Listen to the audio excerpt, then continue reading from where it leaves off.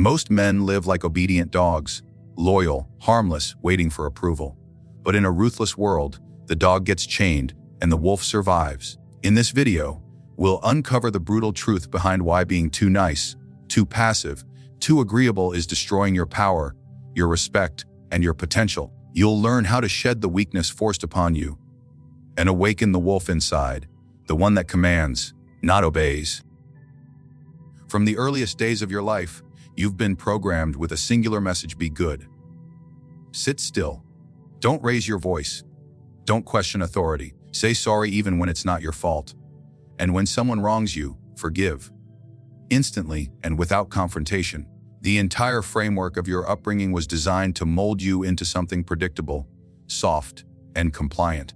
Society doesn't want men who think. It wants men who obey.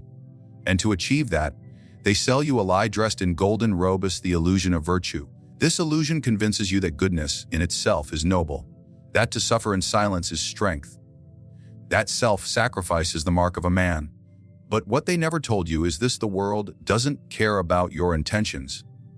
It responds to your impact. The dog that lays on its back to show submission may avoid conflict temporarily, but it also guarantees that no one takes it seriously. People respect what stands tall, not what bows.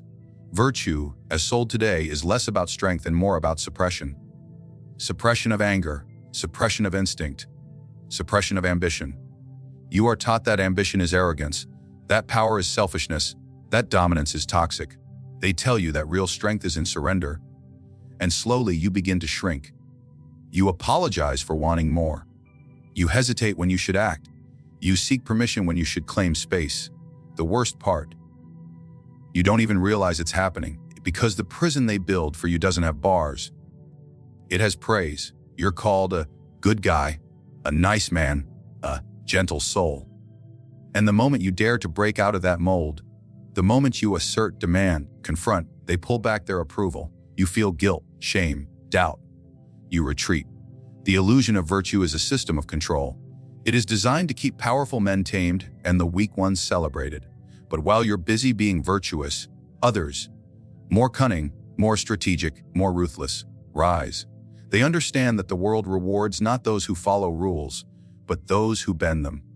Not those who ask, but those who take. Not those who are nice, but those who are necessary. What is often praised as good character is nothing but fear wearing a mask. A fear of conflict, a fear of rejection, a fear of standing alone. You call it peace, but deep down, you know it's submission. You don't speak your truth, not because you're kind, but because you're afraid. You don't draw boundaries, not because you're noble, but because you've never learned to say no without trembling. In the real world, goodness without power is meaningless. Integrity without strength is ignored. Kindness without strategy is exploited.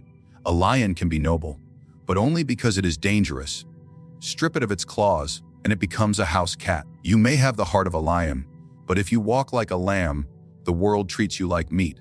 They want you harmless. Because harmless men can be used. Harmless men don't challenge systems. Harmless men don't take the throne, and so they wrap weakness in moral language. They make obedience a virtue and call it peace. They label assertiveness as aggression. They call ambition greed. And worst of all, they convince you that silence is maturity. So you live half a life. You smile when you should roar. You accept what offends you. You keep the peace even when it tears you apart inside. And every time you bite your tongue, every time you nod when you should walk away, a part of you dies. The part that knows how to lead. The part that knows how to dominate. The part that knows how to fight for your destiny. But here's the darkest truth of all. The illusion of virtue doesn't just deceive you. It turns you into a tool. You become the man who is always there for others, but no one is ever there for you. You become the worker, the helper, the reliable one, never the king. You sacrifice and serve, while others conquer and command. And when you finally ask for what you need, respect, love, loyalty, the world looks at you confused. Because you were never meant to have it. You were only meant to support those who do. You were trained to be liked, not respected, to be gentle, not powerful, and to accept your place, quietly. The man who obeys unquestioningly has already given up the one thing that separates him from prey: his sovereignty. From childhood, obedience is rewarded. You're taught to follow rules without question, to raise your hand before speaking, to move only when told. This seems harmless at first, even civilized. But beneath this structure is a much darker consequence: the gradual erosion of your will. You are being domesticated, turned into something useful, polite, manageable. You are being conditioned to wear a collar, one made not of iron, but of psychological chains. To wear the collar is to trade your instinct for approval.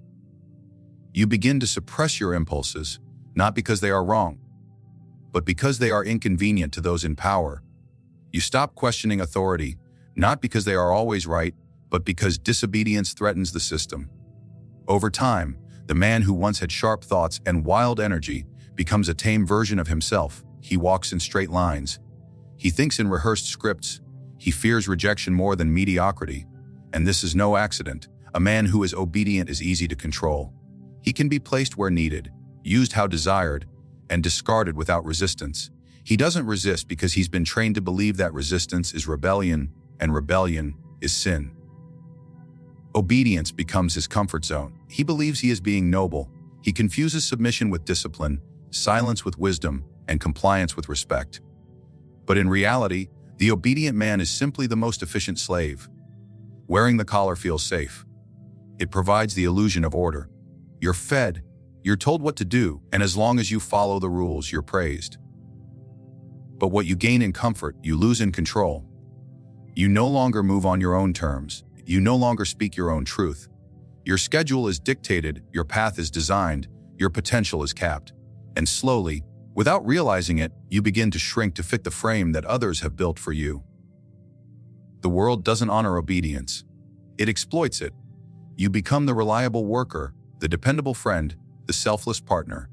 You do more than your share, always saying yes, always staying late, always carrying the burden. But while others climb, you remain in place.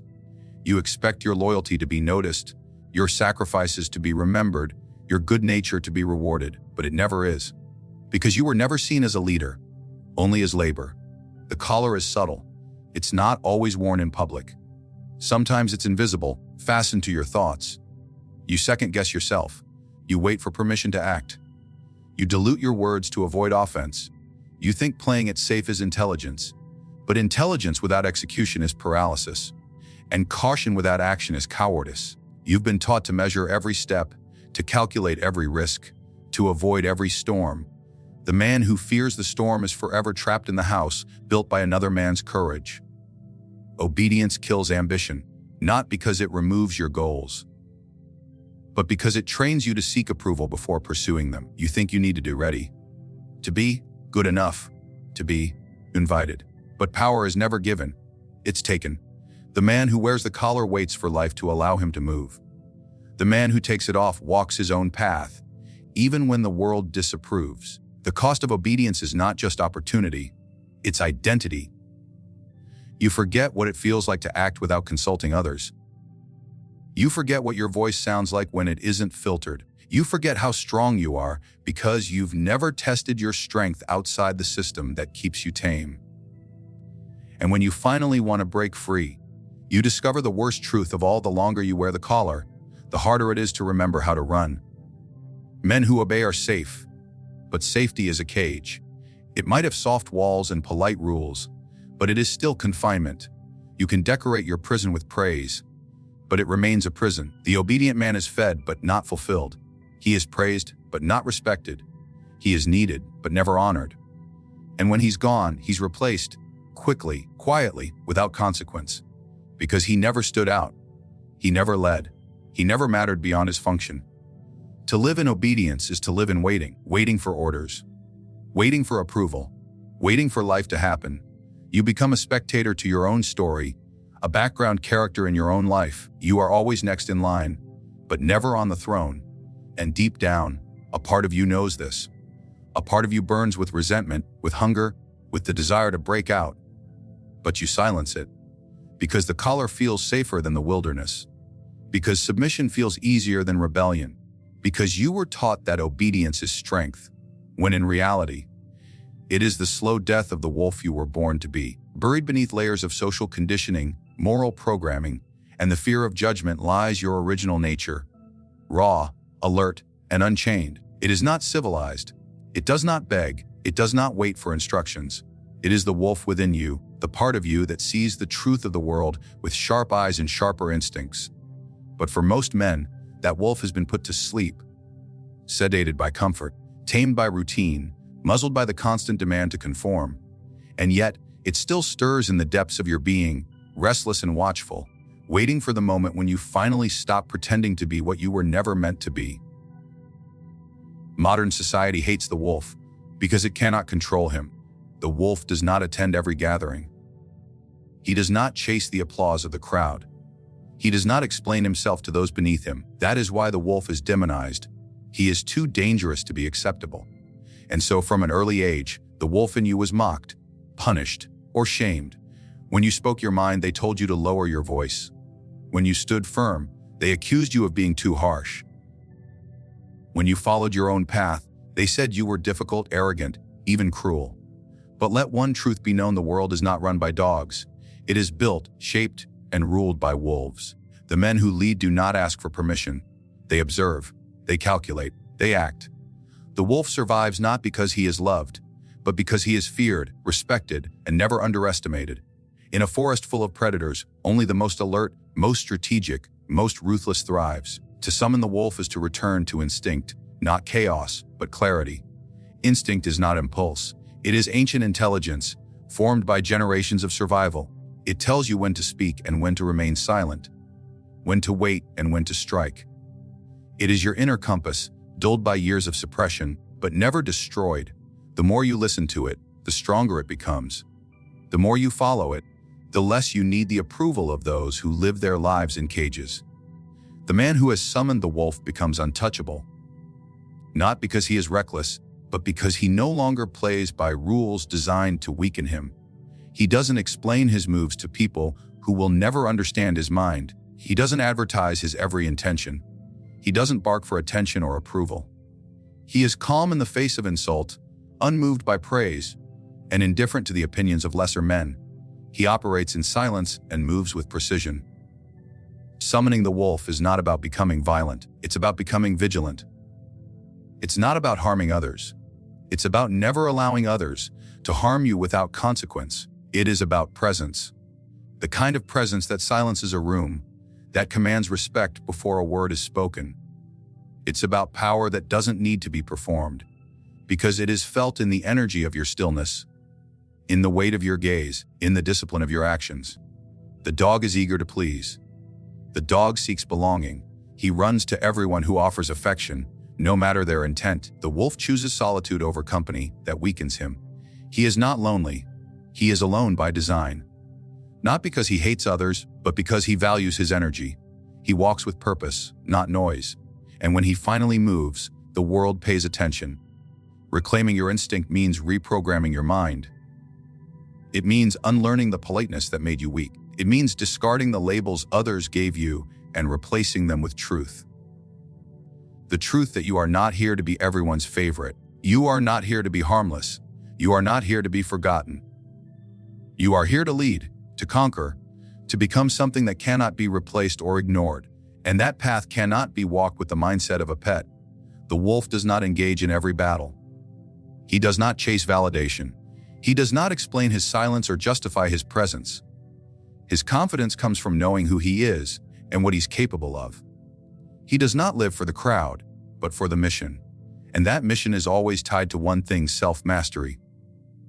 Because a man who has mastered himself cannot be manipulated. He cannot be provoked, distracted, or broken. He is untouchable not because he has no enemies, but because his enemies cannot reach the depths he operates from. To become this kind of man, you must let the dog die. The one that apologizes for being strong. The one that smiles when disrespected. The one that tolerates mediocrity in the name of being accepted. Let that version of you disappear. Not with violence, but with vision. Not with rage, with clarity. To summon the wolf is to remember who you were before the world told you what to be. Before the leash. Before the training. Before the lies. The world does not belong to the most obedient. It belongs to the most awake. The ones who watch everything, who speak rarely, who move only when it matters. the ones who don't need to be told what they are, because they already know. In the realm of survival and dominance, one truth separates kings from servants. People respect what they fear more than what they love. You've been told to be likable, to be agreeable, to be loved by everyone. But this is the very formula that destroys your authority before it's even built. The more you try to be loved, the more you open yourself to betrayal, mockery, and manipulation. The more you demand respect through softness, the more others sense weakness behind your smile. Real power is never earned through affection. It is seized through presence, strategy, cold mastery of fear. Fear is misunderstood. It is not cruelty. It is not violence. It is control. It is a boundary so absolute that people dare not cross it. It is the aura of a man who does not bluff, who does not second guess, and who does not allow disrespect to go unanswered. The man who is feared does not have to shout. His silence is enough. His eye contact is enough. The knowledge that he is willing to walk away, willing to retaliate, willing to burn bridges when dishonor appears. That is what makes him untouchable. The man who seeks love becomes dependent on others to maintain his sense of worth. He lowers his standards to keep relationships intact. He suppresses his truth to avoid offending others. He plays the peacekeeper at the cost of his own soul. But peace without respect is a slow execution. A man who is constantly trying to please becomes predictable, and predictability is the death of influence. When people know exactly how you will react, they will manipulate you with surgical precision. Power demands distance. The dog wags his tail to be touched. The wolf stands still and waits to be approached, if at all. That distance, that restraint, mystery, it triggers something ancient in the minds of others. It tells them this man cannot be played with. This man doesn't need you. This man is not afraid of solitude, conflict, or silence. And that is the birthplace of fear. Not trembling fear, but the sharp edge of cautious respect. People begin to weigh their words more carefully around you. They hesitate before disrespecting you.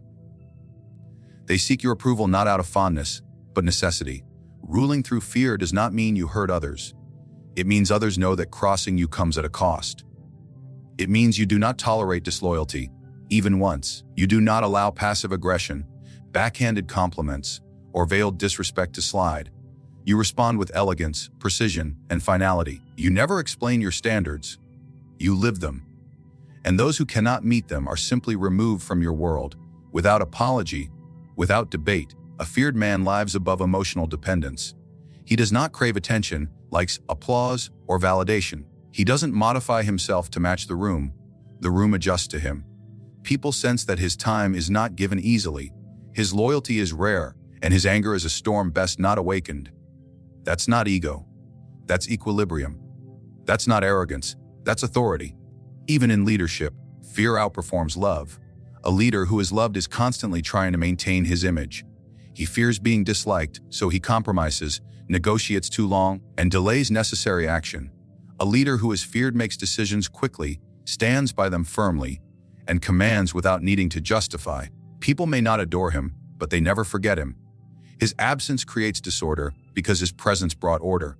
Love fades. Affection wavers. Fear endures. Not because people cower, but because they remember. Those who are loved are often betrayed. Why? Because love is fluid.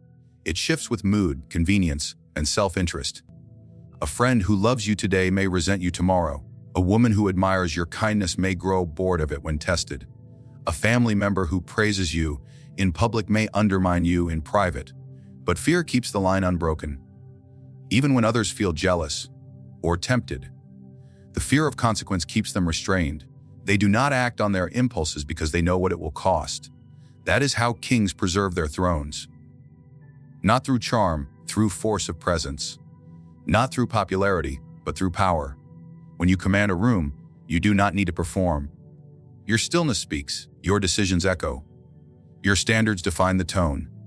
You are not among the crowd. You are above it, watching, calculating, shaping. And while others beg to be liked, you observe who is worthy of your loyalty, your energy, your time. You become untouchable, not because you fight everyone, but because no one dares to try.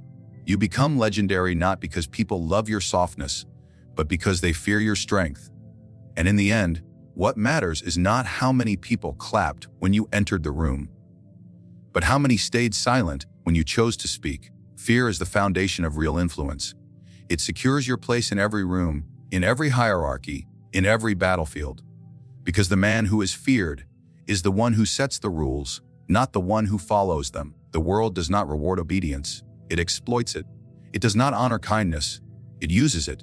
It does not uplift the tame, it forgets them.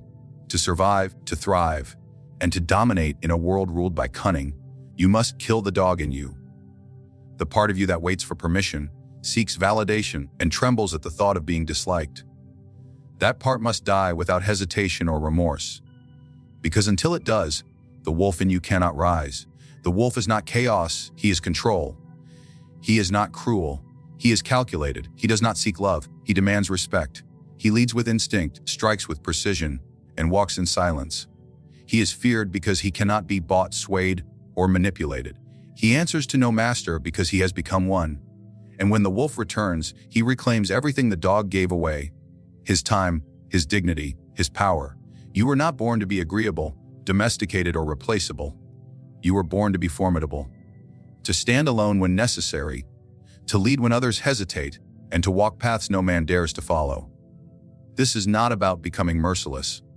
It's about becoming unbreakable. Not about abandoning your humanity, but about reclaiming your dominance. Because in the end, no empire was built by being liked.